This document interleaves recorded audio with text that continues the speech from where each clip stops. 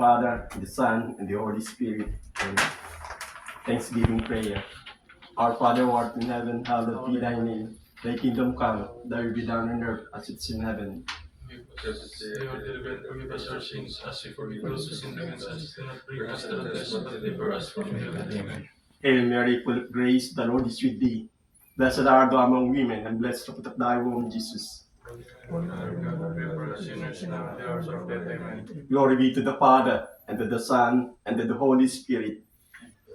Beginning is now and ever shall be, world without end. Amen. Almighty God bless us, the Father, the Son, and the Holy Spirit. Amen. Okay, gentlemen, about the duties and the responsibilities on board the ship.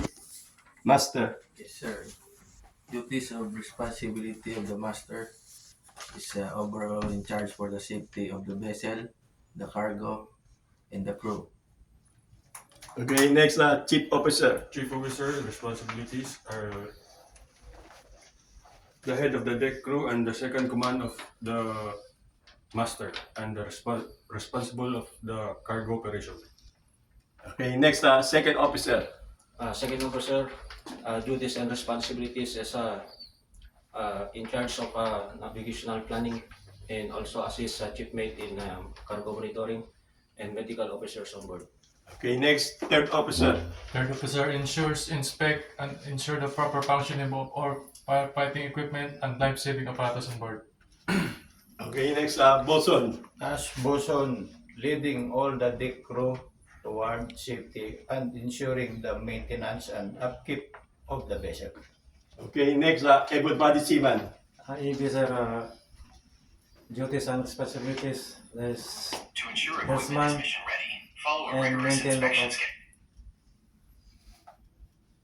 schedule. Okay, next, Ordinary Seaman. Ordinary seaman, it's all about pertaining maintenance on the ship, like washing, cleaning, and keep all the materials, and then assisting from bosun. Okay, next, Chief Cook. Chief cook, part of galley department, in charge of cooking, daily menu of the crew, preparing for meal every day, cleaning also the galley and inventory under the supervision of chief officer. Okay, DPA. DPA, designated person ashore, and also the company security officer. I will ensure that the SMS of the ship will follow the crew and also critical rules, the relation of the crew and the company. Okay, very good. Okay, gentlemen, please subscribe my YouTube channel, Cap EB Pinball TV. Thank you and God bless.